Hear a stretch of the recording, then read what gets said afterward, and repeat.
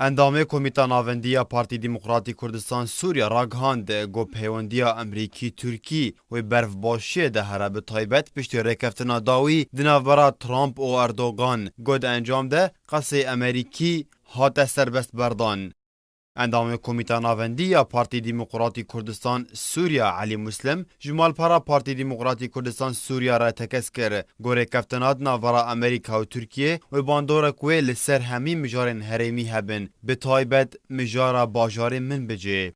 مسلم آماجه بو گوتنا وزیر دروی امریکا بومبیو کر کراغهاند بو گو سربست بردانا قصه امریکی و پیوندیان دنا ورا هر دو ولاتان ده وگرین وکی بره لی مسلم اشکره کر گو امریکا رینا ده ترکیه گو در باسی من بجه ببه لی اگر هیا هبونا چکدارن سوریه دموکراتیک لی من بجه کم بکه و اگر هیا وی هبونه بداوی بینه ددمک دنده.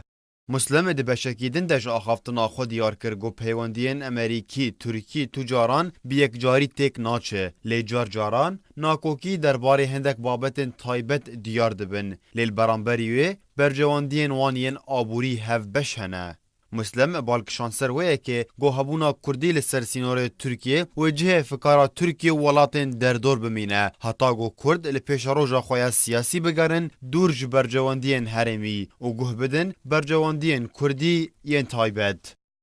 آخافتنین مسلم تند دمکه ده گو ایرو ارتشا ترکیه لسر مال پراخوا و نین راهینانه که هفش لگل هیزن امریکی بلاف کربون گو او یک جی نشانه که لسر باشبونا پیوندیان دنا ورا هر دو ولاتان ده کو ایرو جندرمین ترکیه و سربازن امریکی لمن بجه راهینانین لشکرین هفبش بک آنی بون بمبستا ریفبرنا دورین هفبش لمن بجه. ارتشا ترکیه لسر مال پراخویا جواکی هجمار کوینین راهینانا هفبش دناوراوان و سربازن امریکی ده بلاف کر بمبستا ریفبرنا دورین هفبش دناورا هر دو آلیان ده لباجاری من بجه.